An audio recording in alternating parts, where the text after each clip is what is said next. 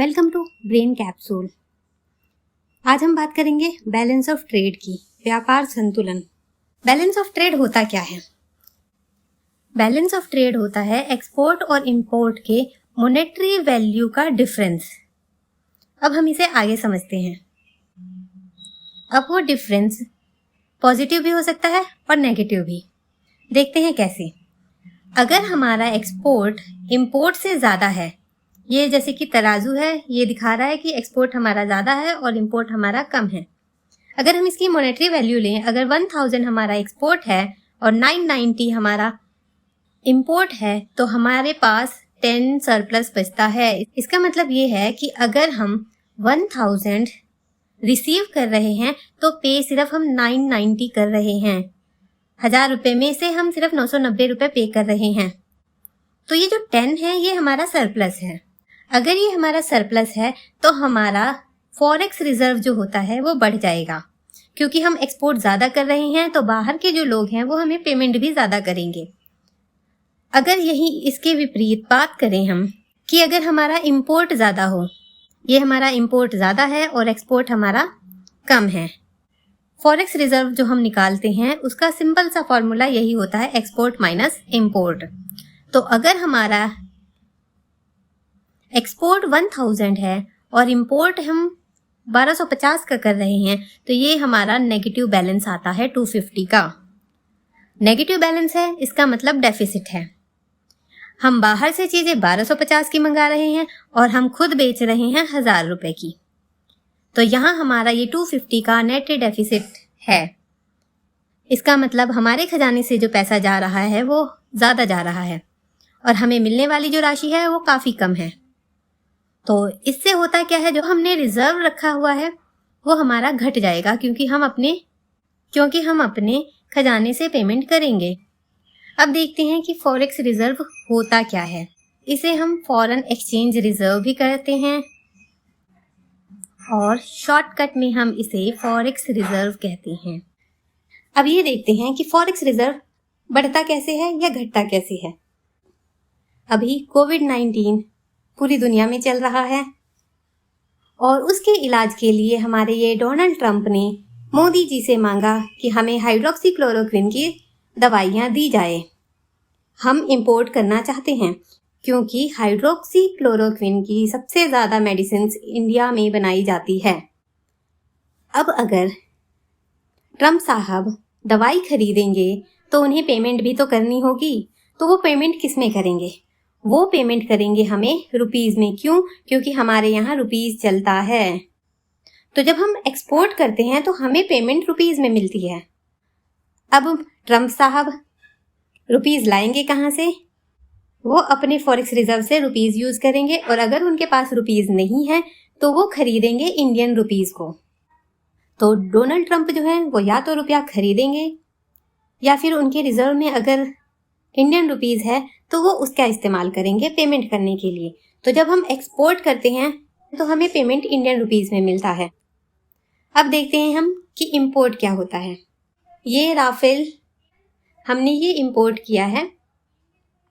अब इंपोर्ट किया है तो हमें पेमेंट भी करनी पड़ेगी। हमने खरीदा है तो हम इंडियन रुपीज़ में तो इसकी पेमेंट कर नहीं सकते हैं। तो मोदी जी कह रहे हैं कि I will pay in dollar. Modi ji payment किस में करेंगे? डॉलर में। तो जब भी हम इंपोर्ट करते हैं, चाहे हम कच्चे तेल का करें या किसी भी दूसरी चीज़ों का, हमें पेमेंट दूसरी करेंसी में करनी होती है। हम इंडियन रुपीज़ में पेमेंट नहीं करते। एक्सपोर्ट करते हैं तो हम इंडियन रुपीज़ मांगते हैं। जब हम इंपोर्ट करते हैं तो हमें पेमेंट डॉलर में, पाउंड, यूरो, अदर करेंसीज़ का यूज़ करते हैं।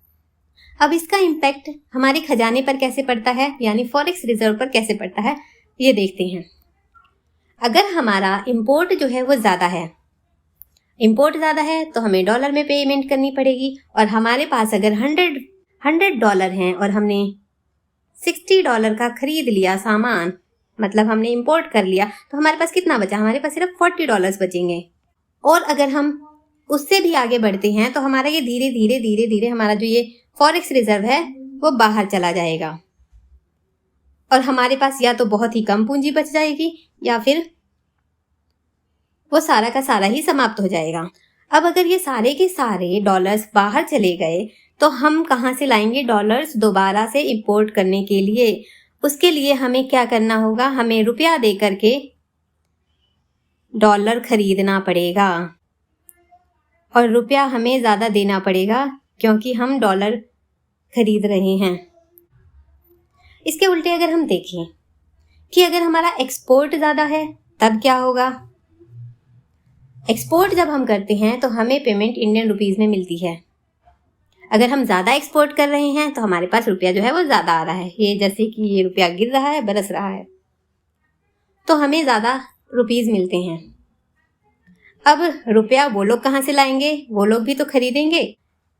जैसे दवाई की पेमेंट करने के लिए हमारे ट्रम्प साहब जो हैं वो इंडियन रुपीस बाय करेंगे अगर उनके पास नहीं है। अब अगर ये रुपीस बाय करेंगे तो ये पेमेंट किस में करेंगे? इनके पास तो डॉलर है, तो डॉलर आएगा इधर, रुपया जाएगा इधर, और ये हमारी झोली जो है वो भरती जाएगी फॉरेन एक्सचेंज से।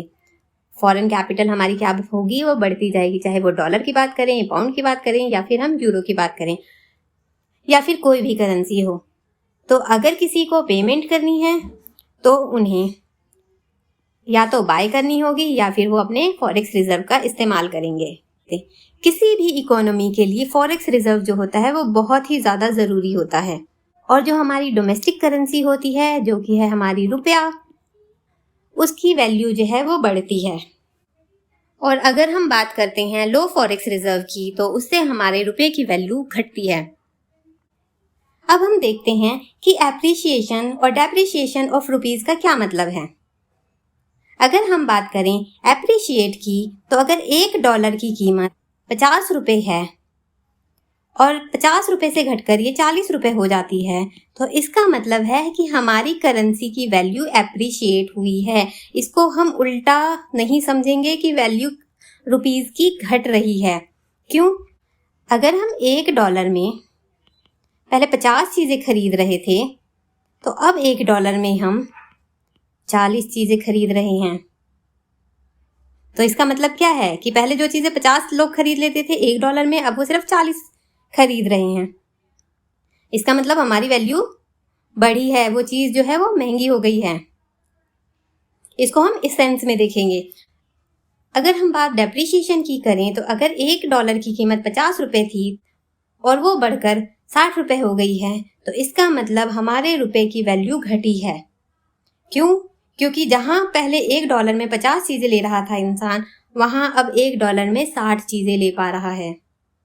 तो इसका मतलब क्या है? हमारी चीज़ें ज़्यादा जा रही है वहाँ। तो ये डेप्रिसिएशन ऑफ मनी होता है। अगर आपको ये वीडियो अच्छी लगे तो लाइक, शेयर और सब्सक्राइब करना ना भूलें। Thank you for watching.